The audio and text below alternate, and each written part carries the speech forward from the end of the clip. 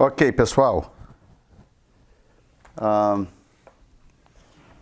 Então, voltando para a gente matar aqui o resto do 24 e do 25.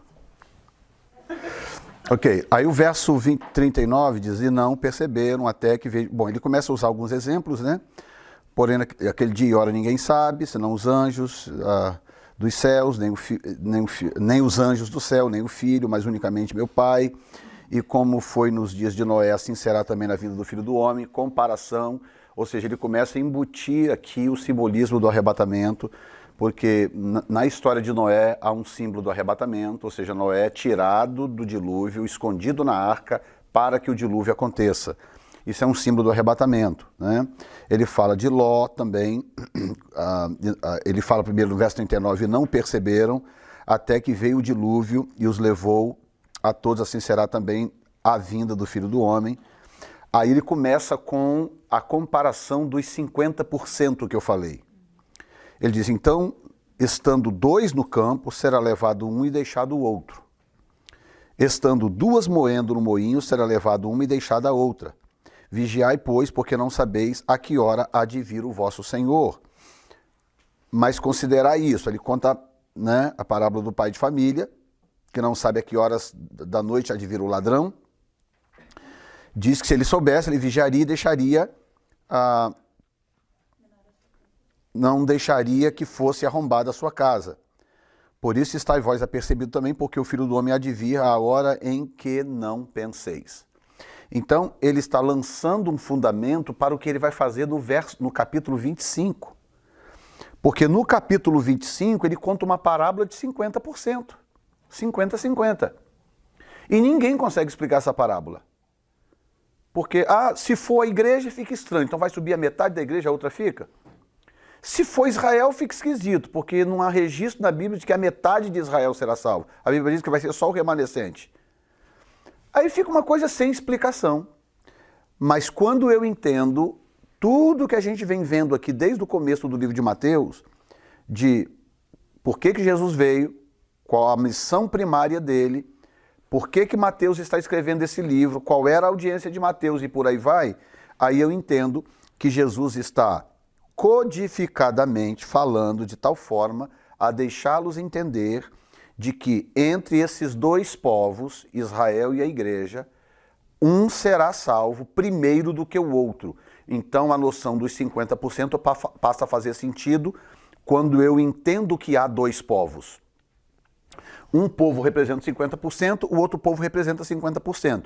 Por quê? Porque em Efésios 2 diz Paulo que ambos foram feitos um. Então os dois povos formam 100%. Efésios 2, tá? Mas são dois povos diferentes. A nação de Israel, composta de Judá e Efraim, e a igreja gentílica, tá? Dois povos, portanto, cada povo representa 50%, porque ao serem unidos na cruz, eles passam a representar 100%. Por isso que na parábola das 10 virgens, ele usa o número 10, que várias vezes foi usado no Velho Testamento para representar completude. 10 e 100 têm o mesmo valor representativo. De 0 a 10, qual a nota que você dá para fulano? Se eu falar de 0 a 100, qual a nota que você dá para fulano, tem o mesmo valor representativo. Entendeu? Porque 1, 2, 3, 4, 5, 6, 7, 8, 9, 10 tem o mesmo valor representativo de 10, 20, 30, 40, 50, 60, 70, 80, 90, 100. Estão entendendo o que eu estou falando? Esse valor representativo está no 10. E aí Jesus usa 10 exatamente por isso, porque é um número ideal para representar totalidade. Sendo assim, 10 virgens, elas muito bem podem representar Israel e a igreja como um todo. Só que metade tem azeite sobrando e a outra metade falta azeite, tá? Então, o segredo está em o que seria esse azeite. O problema é que a tradição religiosa determinou que azeite representa a unção do Espírito. Tradição religiosa. Por quê? Porque não existe em lugar nenhum da Bíblia isso. em absolutamente lugar nenhum da Bíblia de que azeite é símbolo da unção do Espírito Santo. A gente repete isso a vida inteira porque ouviu de alguém, que ouviu de alguém, que ouviu de alguém. Eu, como prefiro o texto bíblico, quando eu vou para o texto, o que eu encontro? O azeite usado primariamente para produzir luz. Era para isso que o azeite era usado no Velho Testamento, para produzir luz. Então a primeira vez que o azeite aparece no Velho Testamento foi em Gênesis, quando Jacó fez uma oferta de libação ao Senhor. Fora essa, que ele não tem representatividade, ele é apenas uma oferta de libação, a segunda vez que ele aparece é quando Deus manda usar o azeite para produzir luz na menorá. Então, o azeite é símbolo de algo que produz luz. Aí a Bíblia não explica-se a si mesmo? Lâmpada para os meus pés e a tua palavra, e luz para o meu caminho. Então, o azeite, biblicamente falando, primariamente falando, ele representa o quê? A palavra, que é Cristo. Ele representa a palavra. A palavra é que ilumina o meu caminho. Então, quando eu entendo a representação correta do azeite, eu mato a charada dessa parábola. Por que as virgens prudentes sobem, entram nas bodas e as imprudentes ficam?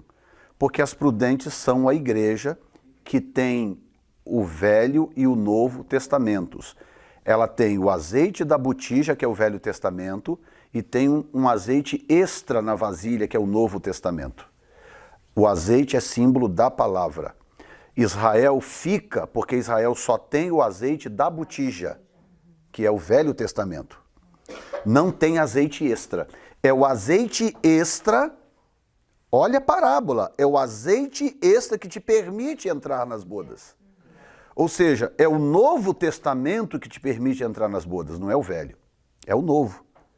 Se você não tiver o Novo Testamento, você não reconhece Cristo como Messias. Esse é o grande segredo da parábola. É esse o segredo da parábola. Se você entender o simbolismo do azeite erradamente, essa parábola vira uma incógnita indecifrável. O segredo dessa parábola é entender que o azeite é símbolo da palavra. É isso, tá?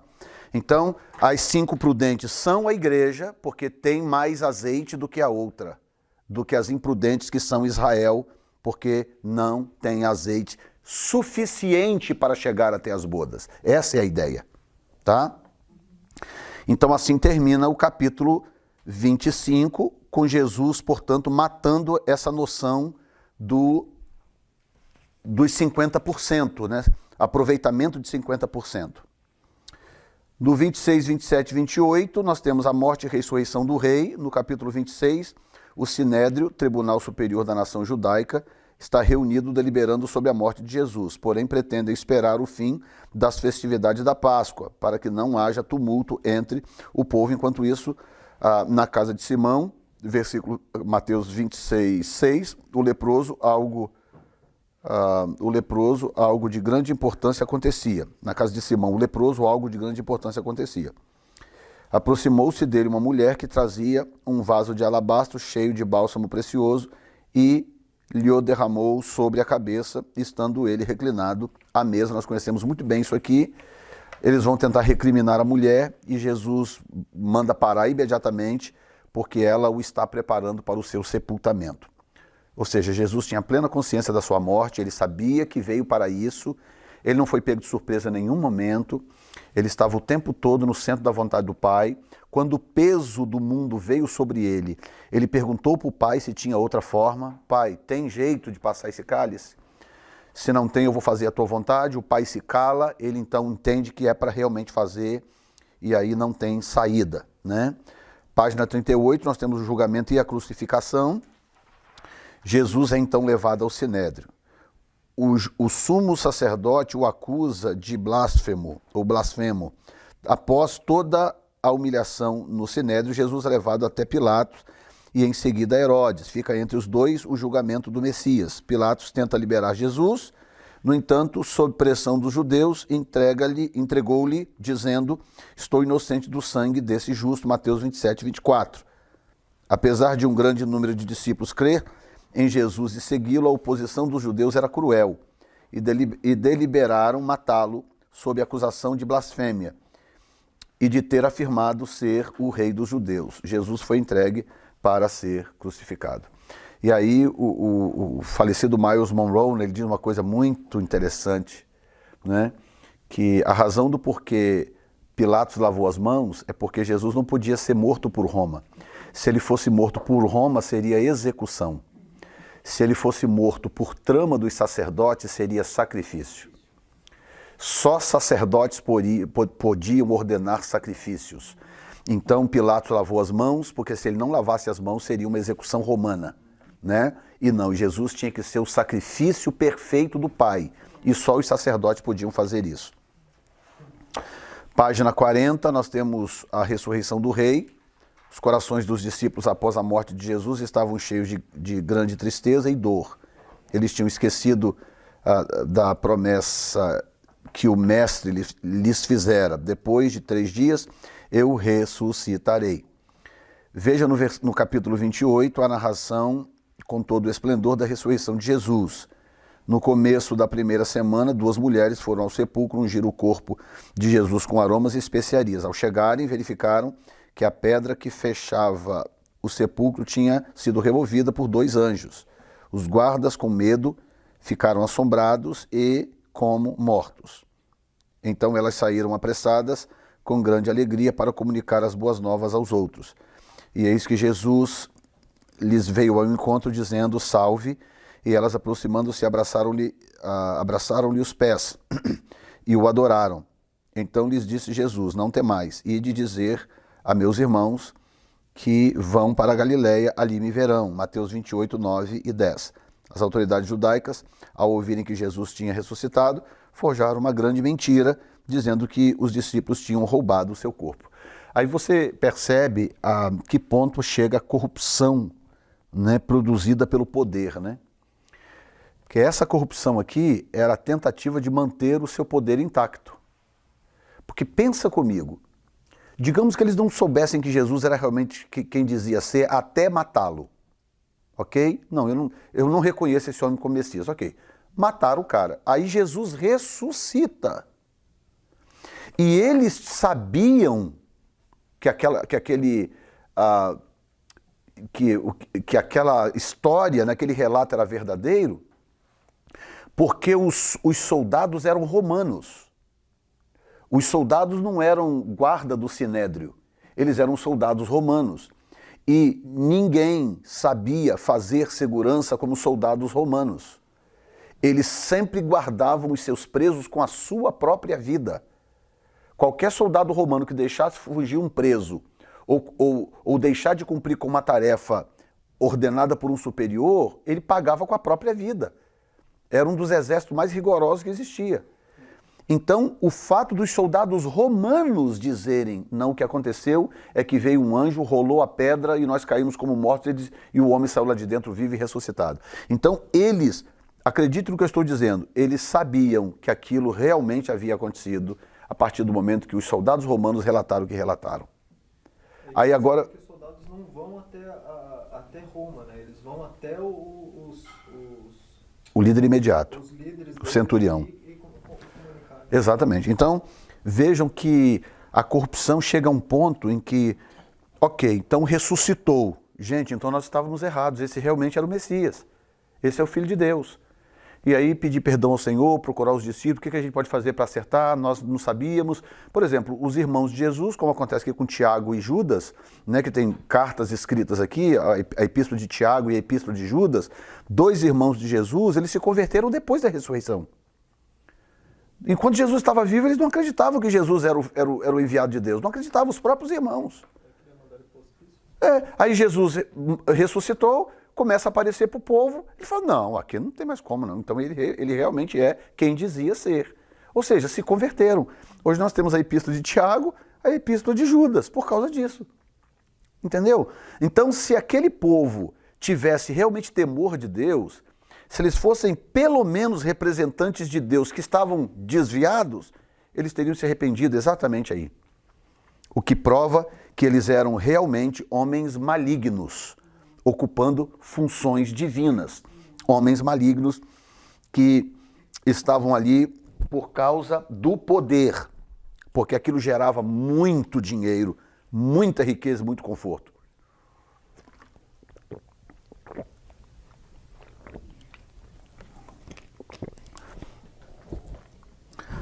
Ser sumo sacerdote sempre foi algo muito rentável, porque Deus cuidava bem dos seus sacerdotes. Deus prometeu isso, né? Vocês não vão trabalhar, vocês não vão ter terra nem nada, mas eu vou cuidar de vocês. Uma tribo só para isso. Então, era realmente algo muito honroso. Mas aquilo foi subindo a cabeça, a corrupção foi acontecendo, até chegar aonde chegou, né? O alto preço da redenção, o modo pelo qual o Messias iria morrer, fora prefigurado no Antigo Testamento por vários tipos e símbolos. Aí nós vimos, por exemplo, sobre o tabernáculo, né? Que estudamos aqui, vocês também estudaram lá, símbolos do Messias, sempre apontando para o seu sacrifício, a sua morte, símbolos em abundância, né? Mostrando o alto preço da redenção. A comissão do rei, a seguir, Jesus encontrou seus discípulos no monte da Galileia, por ele designado. Muitos ao vê-lo adoraram, mas alguns duvidaram. Mas depois, através de provas, os incrédulos passaram a acreditar que ele era realmente o mestre. Ou seja, você vê até os incrédulos, mas uma pessoa incrédula não quer dizer que ela seja má. Ela é incrédula porque ela não conseguiu crer ainda por alguma razão. Mas de repente os olhos se abrem e ela passa a crer. Mas esses sacerdotes da época, eles eram maus, eles eram gente ruim, eles eram mafiosos no poder. Entendeu? E eles não abririam mão daquilo ali por absolutamente nada. E eles ficaram realmente no poder até o final, até morrerem. Ficaram no poder. E perseguindo, tentando calar os discípulos e matando quem podia.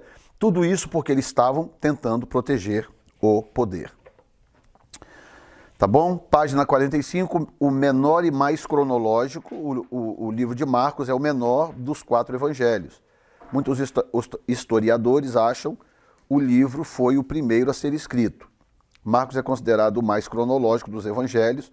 O livro não inclui o nascimento e os primeiros anos de Jesus, e nada escreve acerca do ministério de João Batista.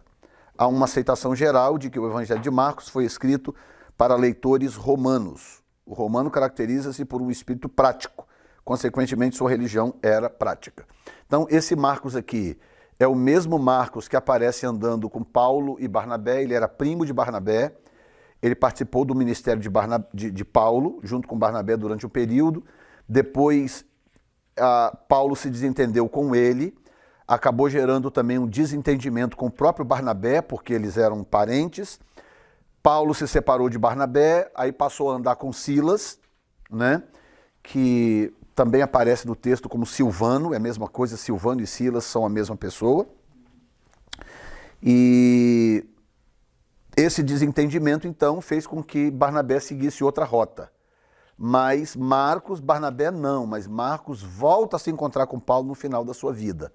Tá? Eles se acertam mais tarde e aí ele passa a servir Paulo, né, durante um tempo, e ele então escreve esse texto e aqui ainda no final da página 45 diz que pode ter sido entre 61 a 67, tá? Portanto está entre os primeiros livros do Novo Testamento a terem sido escritos, ok?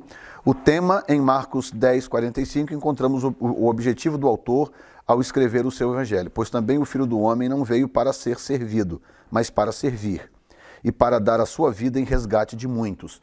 Então, é o evangelho do boi, é o evangelho do servo sofredor. É o retrato de Isaías 53. Então, aquele texto de Isaías 53, claro que ele fala dos 4 evangelhos, porque Jesus morreu em todos os 4, mas enquanto servo sofredor, aquele que não tinha aparência nem formosura, nenhuma beleza víamos para que o desejássemos, essa é a figura do Cristo apresentado por Marcos. O servo se prepara, capítulo 1, de 1 a 13, os versículos iniciais do livro de Marcos preparam o caminho para a chegada do servo. Por isso que não tem genealogia e nem tem precursor, né? Quem tem precursor é rei. Então, Mateus fala do precursor, Lucas fala do precursor, João fala do precursor, mas Marcos não está escrevendo sobre um rei. Ele está escrevendo sobre um servo sofredor. Então não tem precursor e ele fala, portanto, apenas a partir daquilo que realmente tem a ver com o seu serviço. Esse evangelho começa com João preparando o povo para a vinda do Messias. A vinda de João ocorreu em cumprimento a uma profecia messiânica, conforme está escrito na profecia de Marcos 1:2. Este homem estranho surge no cenário de modo quase sensacional, vestido de pelos de camelo e com um cinto de couro, alimentando-se de gafanhotos e mel silvestre. A mensagem de João Batista era tão surpreendente quanto o seu aspecto, precedendo o seu monarca como qualquer oficial romano, ordenando que as estradas fossem consertadas, os caminhos fossem reconstruídos. Ele anunciava: preparai o caminho do Senhor, endireitai as suas veredas. O livro de Marcos não fala dos primeiros 30 anos da vida de Jesus, mas esses anos todos foram necessários à sua preparação humana para a obra da sua vida. Ele cresceu em contato com o trabalho diário, lutou como Jacó com os problemas da vida, travou muitas batalhas na arena do coração, meditou sobre as necessidades de uma nação e sentiu profundamente por ela. Jesus passou 30 anos na obscuridade em Nazaré, antes de iniciar seu ministério público de 3 anos. As pessoas não falam muito, né? Os próprios evangelhos omitiram isto. Eu acredito até que para evitar polêmica e tanta coisa, mas a gente precisa ver Jesus como um homem normal, né? A diferença é que ele foi gerado pelo Espírito Santo, não tinha semente do pecado de Adão, e que, portanto, ele tinha um controle que nós, os seres humanos, de um modo geral, não temos. Ele tinha absoluto controle sobre a sua carne, absoluto controle. Nós não temos esse absoluto controle, nós vivemos em guerra contra a nossa carne, né? Jesus não, ele tinha controle absoluto, então ele cresceu, ele era um rapaz bem aparentado, cresceu um homem aparentado, um homem bonito, bem de saúde, etc. Ele certamente tinha uma moça interessada nele lá, alguém pensando um dia poder casar com ele, e papapá, essas coisas normais de um ser humano. Mas ele sabia quem ele era, ele sabia porque ele tinha vindo, e ele sabia que ele não podia se embaraçar com as coisas dessa vida. Outra coisa, ele sabia que ele ia viver apenas 33 anos. Ele sabia disso, né? Então, ele não podia realmente desviar do seu propósito, e ele, portanto, disse não a todas as tentações, a tudo aquilo que se interpôs no seu caminho. Ele disse não e seguiu rumo ao seu destino. Preparação pelo batismo, João e Jesus encontraram-se. João logo reconhece que esse homem não precisava submeter-se ao batismo de arrependimento que ele pregava.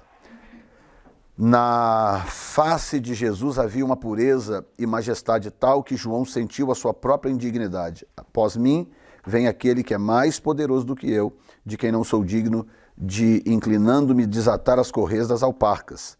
Marcos 1:7. Jesus era o Filho de Deus. João hesita e diz: eu é que preciso ser batizado por ti, tu vens a mim? Aí você vê que coisa linda, né? Essa questão do reconhecimento da autoridade e o reconhecimento das funções, né? Dos dois lados. Primeiro do lado de João, de olhar e falar: não, aquele lá é maior do que eu. A autoridade dele é maior do que a minha. E ele reconhecer isso. Só que João tinha mais popularidade do que Jesus já. João tinha 6 meses a mais de idade do que Jesus, e João começou a sua influência muito antes de Jesus. João não precisava esperar os 30 anos que Jesus tinha que esperar por uma questão de justiça veterotestamentária. João não precisava. Então João já tinha uma influência social muito grande. João era muito mais requisitado, João era muito mais conhecido. Mas quando ele olha para Jesus, ele sabe quem é Jesus e ele fala: não, aquele ali é maior do que eu. A autoridade dele é maior do que a minha. Então, primeiro. Segundo lugar é ver Jesus, que também sabia que ele era maior do que João. Ele sabia quem ele era e ele sabia quem João era, mas ainda assim ele olha para João e reconhece em João alguém que tinha algo que ele precisava. Ele não precisava do batismo do arrependimento para se arrepender de alguma coisa, mas ele precisava do batismo porque ele precisava cumprir com a justiça. Porque o batismo para nós tem um significado, mas para o povo judeu ele era uma prática comum. Só que ele não se chamava batismo, né? Ele passou a se chamar batismo depois. Mas na cultura judaica, ele fazia parte de cerimônia de purificação. Era muito normal isso. Por isso que em Jerusalém tinha tanques de purificação por toda a cidade. Que as pessoas faziam isso normalmente. A mulher ganhava neném, 7 dias depois tinha que passar pelas águas da purificação. O leproso que era purificado tinha que passar pelas águas da purificação. E o indivíduo que cometia certos pecados, daí tantos dias tinha que passar pela água da purificação. Era muito normal, era parte do dia a dia, era corriqueiro isso para eles. Entendeu? Mas João chega e ele fala, não, isso aqui não é um ato de purificação, um ritual de purificação. Isso aqui é um batismo de arrependimento. Então ele dá uma outra conotação para algo que era muito comum já nos dias. Aí Jesus veio e Jesus se submete a João no sentido de entender que João tinha algo que ele precisava. Portanto, ele trata naquele momento João como sendo superior a ele. Tá? Preparação pelo recebimento do Espírito, Marcos 1,10, logo ao sair da água, viu os céus rasgarem-se e o Espírito descendo como pomba sobre ele, né? E aí acontece aquilo que é também algo curioso, né? O Espírito veio sobre ele e, ao invés de levar ele para o mol, levou ele para o deserto, né? Ao invés de levar ele para uma festa, levou ele para o deserto, né? Portanto, nem sempre quando a pessoa está no deserto, ela está lá porque o diabo colocou ela lá, né? Ou ela está lá porque pecou. Não, às vezes você está no deserto porque o Espírito Santo te levou para o deserto. Ele tem um plano, ele tem um projeto que você passe por aquele deserto para te amadurecer, te preparar e etc, né? Preparação para um chamado divino. Então foi ouvida uma voz dos céus, Marcos 1,11, Deus confirmando Jesus e a sua missão, e mostra à nação judaica que ele é o Messias, tá? Então sempre assim, os 4 evangelhos estão sempre focados no fato que Jesus veio para a nação de Israel, tá? Deus ungiu a Jesus de Nazaré com o Espírito Santo e com poder, o qual andou por toda a terra fazendo o bem e curando a todos os oprimidos do diabo, porque Deus era com ele, Atos 10, 38. Muito bem. Preparação pela tentação, o batismo e a tentação aqui parecem ligados. Aí, aqui eu volto de novo à história que eu falei. A prova de que ele era um ser humano normal, em muitas instâncias, né, exceto pelo fato de que ele não tinha o vírus do pecado de Adão, é a tentação, é uma boa prova do diabo chegar ali e tentá-lo com coisas humanas. Né? Falou, você está morrendo de fome, transforma essa pedra em pão, rapaz. Você não é o filho de Deus? Transforma essa pedra em pão. Então, tentando ele com coisas humanas. Olha, os reinos desse mundo, tudo isso te darei se prostrado me adorares. Lança-te daqui abaixo, porque... Enfim, Jesus não cai em nenhuma delas, porque Jesus já está preparado para a sua missão, àquela altura, mas ele precisava ser provado, tentado, para ele poder vencer aquilo ali, porque a diferença entre Jesus e Adão, Jesus é chamado por Paulo de último Adão, né? A diferença entre ele e o primeiro Adão é que o primeiro Adão foi tentado e não resistiu. Então ele precisava também ser tentado. Ele foi tentado e resistiu, essa é a diferença entre ele e Adão. Marcos 1, 14 e 8:30, o servo trabalhando. Do 1:14 ao 8:30. Aí nós temos aqui uma série de relatos, e que Marcos conta de uma forma tão interessante, né? Que é literalmente isso, é como se alguém estivesse contando a história de um obreiro que está executando uma obra, exatamente isso. Então o servo faz milagres, então tem vários milagres acontecendo. Esses milagres eram uma prova de sua missão divina, mostravam que ele era o prometido redentor e rei, aquele de quem todos precisamos, porque Jesus era Deus, os milagres eram tão naturais para ele como uma ação qualquer para nós. Então, basicamente, o que acontece, acho que foi o Benny Hinn que disse, acho que foi o Benny Hinn, né, contando que a diferença entre Jesus e os demais, mesmo sabendo que é possível fazer obras maiores do que ele fez, como Jesus mesmo disse, depois de mim virão aqueles que farão as obras que eu fiz e outras ainda maiores, as obras. Mas a grande diferença entre Jesus e todos os demais, além do fato dele ser o Filho de Deus, portanto ser o próprio Deus encarnado, é o controle que ele tinha entre a divisão do mundo natural e o mundo espiritual, né? Ele era uma espécie de catalisador perfeito do mundo espiritual no natural, que é o que o Espírito Santo tenta fazer conosco, com as nossas limitações todas, né? A gente tropeça, não consegue, a fé vacila, a consagração não está o ideal, aquelas coisas que a gente fica lutando a vida inteira. Jesus não tinha essas coisas. Santidade absoluta, santidade perfeita, né? Ele não precisava usar a fé como nós conhecemos, ele não precisava de fé como nós temos, né? Ele era a consciência perfeita de quem ele era, da capacidade que ele tinha, do poder que ele tinha, portanto um catalisador perfeito entre o universo espiritual e o material. Por isso que é diferente.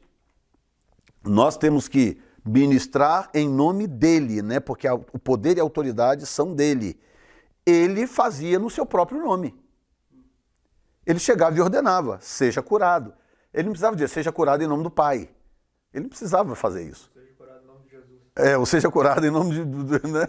Não, ele precisava. Ele simplesmente mandava e acontecia. Chegava pro vento, ei, quieto. Entendeu? Pro mar, acalma-te. Ou seja, a autoridade era dele. Então, essa é a diferença entre ele e os demais, é que os demais precisam de uma comunhão integral com ele, que é a fonte da autoridade, para fazer em nome dele. Ele não, ele fazia no seu próprio nome, ele fazia na sua própria autoridade. Portanto, os milagres para ele eram coisas muito naturais, botar a mão, mandar abrir o olho, mandar o mudo falar, mandar o morto levantar, para ele é tudo muito simples, nenhuma dificuldade. Tá? Página 50, o servo em oração. Passemos com Jesus o sábado, registrado em Marcos 1, 21, 34, indo com ele à sinagoga, ouvindo a sua pregação, vendo sendo interrompido por um endemoniado, vendo expulsar o espírito imundo e transformar a cura em poderoso recurso do seu ensino. Isso aqui é interessante, né? Porque quando ele fala sobre os sinais seguirão os que creem, em meu nome expulsarão demônios, falarão novas línguas, pegarão em serpente, tarará, ele faz essa promessa, né? E recebereis poder ao descer sobre vós o Espírito Santo, sereis minhas testemunhas aqui, acolá e etc. O que ele está dizendo basicamente é aquilo que ele viveu no seu ministério. É que uma igreja eficaz em operação de milagres, que é uma igreja 100% avivada, né? Ela é uma igreja muito mais eficiente em evangelizar. Tá? Então, por que a igreja tem tido dificuldade de convencer o pecador? Porque a igreja se tornou prolixa, né? A igreja quer vencer no grito, quer vencer no argumento, né? Mas as pessoas, elas me ouvirão muito melhor se elas virem em mim o poder. Então esse clamor por avivamento de hoje, né, a igreja tem despertado para isso, um clamor por avivamento. Ele não é outra coisa senão o Espírito Santo incomodando a igreja. Tipo, ei, vocês não acham que podem ser melhor do que isso, não? Né? Vocês não acham que vocês podem progredir, avançar, serem mais poderosos e mais influentes? Então você começa... algumas igrejas, como por exemplo, tem 2 igrejas na Geórgia vivendo um momento extraordinário, no Alabama, na Califórnia, alguns lugares onde tem igrejas que chegaram num ponto de avivamento, de mover de Deus muito forte, onde as pessoas, sabe, elas não precisam nem ser chamadas, elas invadem as igrejas com fome de conhecer a Deus e de ver o sobrenatural, de serem curadas, ou seja lá o que for, porque o sobrenatural realmente atrai, né? O servo perdoa pecados, página 51, dias depois, ocorreu que ele estava em casa, Marcos 2, 1. Isso aqui era Cafarnaum. É notável como as notícias se espalhavam com rapidez. Está vendo o que eu acabei de dizer? Então, ele não precisava botar cartaz nos postes, colocar anúncio no rádio, nada disso. as pessoas o achavam onde ele estivesse, porque as pessoas sabiam que sobre ele estava um poder capaz de romper com as necessidades dela, com as opressões delas. Então elas procuravam e achavam, elas iam onde ele estava. Tá? E isso é interessante, aconteceu um avivamento nas Ilhas Fiji, que está ainda até hoje, mas o auge dela foi, o auge desse avivamento foi a coisa de 10 anos atrás, mais ou menos. E uma ilha, um cantinho, porque a Fiji é um conjunto de ilhas, né? E uma dessas ilhas tinha lá uma igreja, onde começou o mover de Deus. Um lugar longe, um arquipélago inacessível, um lugar difícil, mas o mover de Deus foi tão grande, tão grande, tão grande, que o mundo começou a ir para lá. Olha que coisa doida. Lá no meio do mato, lá nos grotão, lá de uma ilha, as pessoas começaram a ir lá por causa do mover de Deus. Entendeu? Então, é o que a gente está vendo aqui. Quer dizer, dias depois correu que ele estava em casa. Aí babau. Espalhou notícia, olha, ele está em casa, ali em Cafarnaum. Aí juntava aquele mundo de gente de novo, porque o ser humano tem fome de Deus. Eles só não querem essa igreja morta, prolixa, essa igreja sem poder. Isso eles não querem. Mas o poder de Deus manifestado, todos querem, e não tenha dúvida disso. Tá? No final aqui do parágrafo diz, Jesus disse, ora, para que saibais que o Filho do Homem tem sobre a terra autoridade para perdoar pecados, disse ao paralítico, aqui te digo, levanta-te, toma o teu leito e vai para a sua casa. Eles estavam assustados porque Jesus estava perdoando os pecados daquele paralítico. Aí Jesus, vou mostrar para vocês que eu tenho poder para perdoar pecados. Né? Ou seja, há divindade em mim. E aí ele manda o cara levantar. Ele não usa o nome do Pai, ele não usa o nome do Espírito Santo, ele não faz mandinga, ele não faz nada. Ele apenas manda o homem levantar. Apenas. Ele diz, levanta e pega a tua cama e vai embora. O cara levanta, joga a camazinha dele nas costas e vai embora. Né? Página seguinte, o servo ensina, Jesus faz uma admirável declaração a respeito do sábado. O sábado foi feito por causa do homem, e não o homem por causa do sábado. Aí aqui o que acontece? Né? Por exemplo, sabendo Marcos que ele estava escrevendo que boa parte da sua audiência seria romana, mas que muitos teriam acesso também no território judaico, o que acontece? Isso aqui é meio que desafiador, porque Jesus dizer, eu digo algo aqui, daqui a 2 semanas, talvez você já não lembra mais o que eu disse, daqui a um mês já esqueceu. Mas uma vez que eu escrevo e está num livro, numa coisa qualquer, aquilo ali fica eternizado. Tudo que está escrito fica eternizado. Então Marcos vai e escreve. Por quê? Porque ele está mostrando que uma das funções de Jesus aqui era revelar a essência da lei. A lei era a sombra de algo, de uma essência. A lei não era absoluta, não é? Os judeus perderam Jesus, inclusive, por isso, porque eles olhavam para a lei como sendo um fim em si mesmo. E Jesus veio e Jesus raised the bar. Jesus vai e coloca o mastro cá em cima, não é? Moisés falou para não adulterar, é verdade, mas eu digo que se você olhar para uma mulher com um olhar indevido, você já cometeu o adultério. Jesus muda a referência de uma forma tremenda. Aí a questão do sábado aqui agora, né? Aí Jesus vem e diz, não, o homem não foi feito por causa do sábado, o sábado é que foi feito por causa do homem. Ou seja, o homem é maior do que o sábado. E essas coisas causavam choques tão violentos porque era a interpretação correta da sombra da lei. E eles não entendiam isso, eles achavam que Jesus estava tentando criar uma nova religião.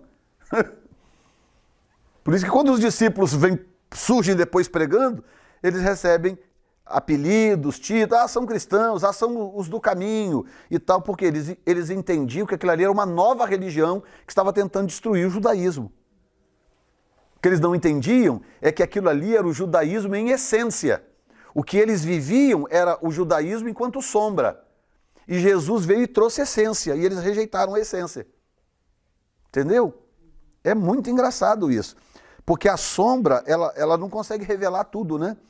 É igual aqui. Eu estou vendo aqui a sombra dessa garrafa, a sombra. Se eu não conseguisse ver a garrafa, só a sombra, e eu faria uma ideia do que seria isso aqui. Mas o dia que a essência vem, que eu olho para a essência e ela é bem diferente da sombra, mas ela é diferente da sombra porque a sombra não consegue revelar os detalhes. Não consegue. Então Jesus veio e Jesus começou a mostrar a essência. A essência é essa. Aí eles começaram a rejeitar, porque eles queriam ficar com a sombra. É doido isso, né? O servo prepara discípulos, página 53. Vou ficar de olho no horário aqui, que eu não posso passar de 11h30 hoje. Você vai ter um monte de nego babando, já tem uns caindo aqui do lado. Aqui,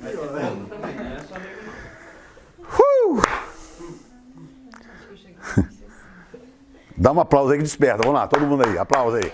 Vamos. Aê. Maravilha. Pronto, agora é beleza. O servo prepara discípulos, Jesus está preparando a beira-mar, pregando a beira-mar e escolhe 4 pescadores para serem seus primeiros discípulos, para aprenderem sob sua orientação e se tornar pescadores de homens. E andando junto ao mar da Galileia, viu a Simão e a André, irmão de Simão, os quais lançavam a rede ao mar, pois eram pescadores. Disse-lhe Jesus: vinde após mim, e eu farei que vos torneis pescadores de homens. Então eles, deixando imediatamente as suas redes, o seguiram. E ele, passando um pouco adiante, viu Tiago, filho de Zebedeu, e João, seu irmão, que estavam no barco, consertando as redes. E logo os chamou. Eles, deixando seu pai Zebedeu no barco com os empregados, o seguiram. Você consegue imaginar essa cena acontecendo com uma pessoa que não tenha poder absoluto e domínio absoluto? Pensa bem nessa cena aqui. Os caras estão trabalhando, tá a vida deles normal, aquilo que eles fazem todo dia, normal. De repente aparece um cara desconhecido, um cara... Parece e fala: ei, se vocês me seguirem, eu vou fazer de vocês pescadores de homens. Primeiro que eles nem sabiam o que era isso. Como é que pesca homens? Eles não tinham a menor ideia. É isso, ele não explicou nada. Olha, sabe quem eu sou? Eu sou Jesus de Nazaré, eu estou formando um grupo aí, Não tem nada disso. Nada. Eu estou formando uma banda musical aí, não tem nada disso. E nessa cena, eu acho engraçado, porque a gente imagina somente o barco deles, né? Provavelmente haviam muitos outros barcos, muitos outros. Essas pessoas foram escolhidas, tinham muitos outros lá. Outras pessoas. Né? Era uma vila de pescadores, inclusive. Era uma vila de pescadores. Aí Jesus vem e faz exatamente isso aqui. Ei, se vocês me seguirem, eu vou fazer de vocês pescadores de homens. Os caras largam a rede, o barco lá onde estava, e sai atrás de Jesus e vai embora. Aí mais na frente está lá os dois trabalhando com o pai. Ó, se vocês me seguirem, eu vou fazer de vocês pescadores de homens. O cara larga o pai, o barco, as redes, larga tudo e vai atrás. Por que o pai não foi também, né? Porque não foi chamado. Porque não foi chamado. O que eu estou mostrando para vocês é o seguinte, o poder de influência de Jesus. Entendeu? Era uma influência sobrenatural. Se ele quisesse usar essa influência sobre os outros e paralisar a todos, ele faria se ele quisesse. Você fala: não, quer saber da coisa? Eu vou morrer não.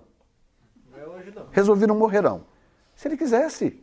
Prova disso é que teve uma vez que os soldados foram prendê-lo, chegaram lá, ele estava falando, e os caras ficam lá de boca aberta assim, olhando. Aí Jesus termina de falar, vai embora, os caras... Oh, cadê ele? Já foi embora. Aí voltaram, aí o sumo sacerdote falou: cadê? Não trouxemos. Como não trouxeram? Mas aí chegamos, ele estava falando. E ele fala de uma forma diferente, ele não fala igual vocês e os escribas. Ele fala de uma forma diferente. Então, quer dizer, os caras ficaram hipnotizados, ficaram sob controle daquilo. Entendeu? Ele tinha um negócio que não era realmente algo comum ou algo normal, né? Página 55, que eu não vou dar todos os detalhes, né, mas aqui já vai o servo rejeitado, mesmo antes de apresentar a declaração direta de Jesus. de que era o rei do reino, Marcos relata o caminho de sofrimento, a rejeição do mestre. Jesus disse que era necessário que o Filho do Homem sofresse muitas coisas, Marcos 8,31.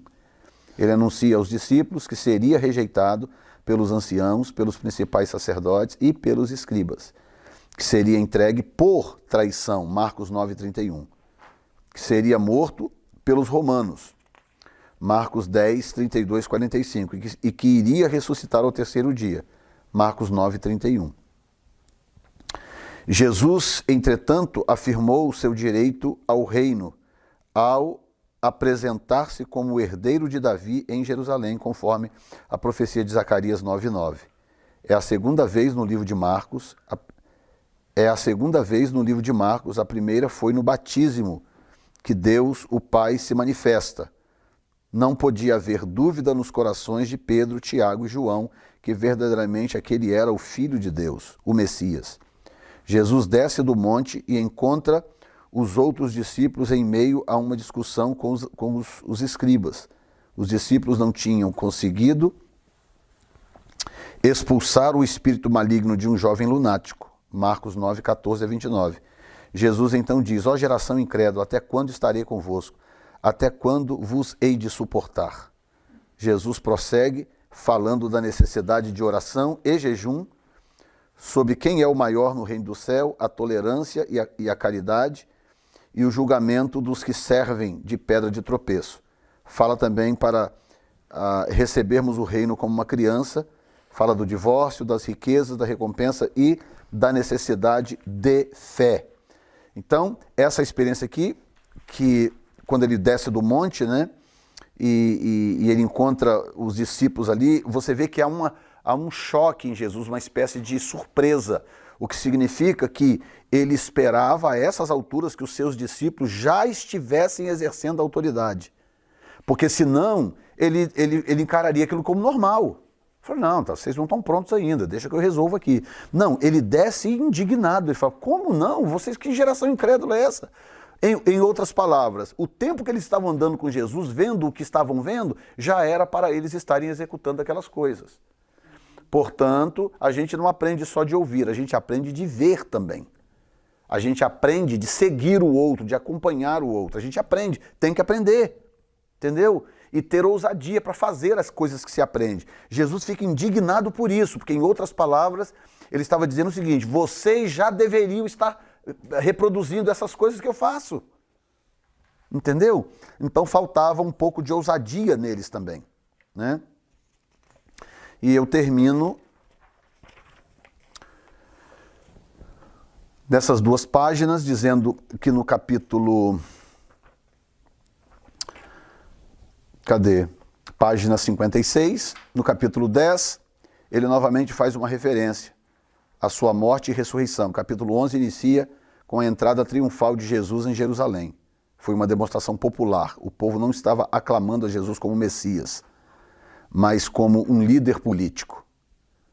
Muitos dos que o clamavam iriam mais à frente zombar e ridicularizá-lo. A oposição crescia, mas Jesus continuava fiel à vontade do Pai. Agora você imagina, todo mundo ali...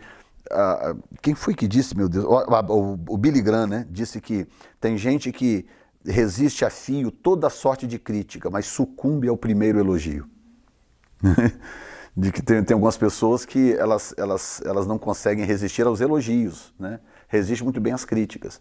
Então, é o caso que já pensou se Jesus fosse se deixar levar por aquele clamor popular, bendito que vem em nome do Senhor, Jesus, filho de Davi, não sei o que e tal. Jesus não se deixava levar por nada daquilo. Tinha que acontecer, porque estava profetizado, mas nada daquilo entrava no seu coração, nada daquilo ficava lá dentro. Porque ele sabia muito bem que eles estavam aplaudindo hoje, no dia seguinte ou dias depois estaria gritando, crucifica-o, solta Barrabás. Entendeu? A lição que eu tiro disso aqui é o seguinte, é que convicção tem que ser algo interior, tá? Interior. Eu tenho que ter uma convicção interior do meu chamado, para que fui chamado e por quê. Eu preciso ter essa convicção. É essa convicção interior que vai me sustentar no dia da crise, da dificuldade, do aperto, do abandono, do seja lá o que for, tá? Se a minha convicção depender de você, do outro ou do outro, mais cedo ou mais tarde essa convicção vai para o brejo. Entendeu? Isso não é orgulho, não é arrogância, não é nada disso. É apenas a certeza interior daquilo que eu recebi de Deus. Eu estou em processo de transformação constante, de amadurecimento e crescimento, mas nada disso tem a ver com a convicção interior de quem eu sou, para que fui chamado e por quem fui chamado. Entendeu? Essa era a convicção de Jesus. Nada o afetava. E na página 57, o servo exaltado, e aí nós sabemos, assim como em Mateus, Jesus foi crucificado, ressuscitou ao terceiro dia, e o servo exaltado do 16, capítulo 16 de Marcos, de 1 a 20, depois que o servo deu a sua vida em resgate de muitos, ele ressuscitou dos mortos, sua missão estava agora quase completa. Jesus, após a sua ressurreição, aparece aos discípulos para dar instruções e incumbindo-lhes da grande comissão. Podemos observar que em Mateus, Jesus inicia sua instrução com as seguintes palavras: toda autoridade me foi dada no céu e na terra, pois ouvimos um rei falando, em Mateus, né? Toda autoridade me foi dada no céu e na terra. Em Marcos, Jesus está na posição de servo, ele diz: ide por todo o mundo, pregai o evangelho a toda criatura. Quem crê e for batizado será salvo, mas quem não crer será condenado. E esses sinais acompanharão aos que crerem. Em meu nome expulsarão demônios, falarão novas línguas, pegarão em serpentes, e se beberem alguma coisa mortífera não lhes fará dano algum, e porão a mão sobre os enfermos e estes serão curados. Marcos 16, de 15 a 18. Após Jesus lhes passar as instruções, é recebido no céu para sentar-se à destra de Deus. Marcos 16, 19. Aquele que tomou sobre si a forma de servo é agora exaltado sobremaneira. Então assim termina o Evangelho de Marcos. Então você pode perceber, eu tive que dar uma corrida um pouco com Marcos, mas eu acho que dá para você perceber a diferença de proposta dos evangelhos, né? Do Evangelho de Mateus e do Evangelho de Marcos. Há uma clara diferença de proposta. E essa diferença, ela não é casual, ela é premeditada. O Espírito Santo premeditou isso, não é? Não é que Marcos, o escritor, sentou e falou: bom, deixa eu ver, eu vou escrever sobre Jesus, mas vou escrever eles como servo. Não, não é isso. Para Marcos, bom, eu vou escrever aqui as coisas que vivemos aí. Ele começa a escrever. Não sabe ele que o Espírito Santo está dirigindo a escrever por aquele ângulo especificamente, porque já teriam mais 3 outros ângulos e o de Marcos teria que preencher aquela lacuna que ficaria vazia. Seria entendeu? Como quando nós pregamos, né, pastor? Às vezes a gente não sabe o que está sendo atingido do outro lado, mas o Espírito já está direcionando aquela palavra muitas vezes para que a pessoa seja tratada. Exatamente. E outra coisa é que eu posso pregar uma mensagem aqui, ele ou você ou ele, daqui a 2 meses vir no mesmo texto e pregar o mesmo texto, que a mensagem não será a mesma. O Espírito Santo tem outra intenção naquele dia. Então a coisa sempre segue a direção que o Espírito Santo quer, né? Perguntas? Alguma pergunta? Se não há pergunta, então vamos ler rapidamente o Salmo 119. Hã? Tem uma ovelha rebelde aqui do lado. O que esse rebelde falou? O senhor fica aí lendo que ele vai embora. Cuidado, hein, rapaz. Amém, gente. Senhor, muito obrigado mais uma vez. Renova as forças dos teus filhos. Abençoe para o dia de amanhã, para a glória do teu nome. Dê forças a todos para chegarem até o final, ó Deus, desse projeto para a glória do teu nome. Abençoe também a classe que está online, aqueles que estão assistindo no Brasil, em nome de Jesus. Amém. Deus abençoe vocês. Hasta la vista.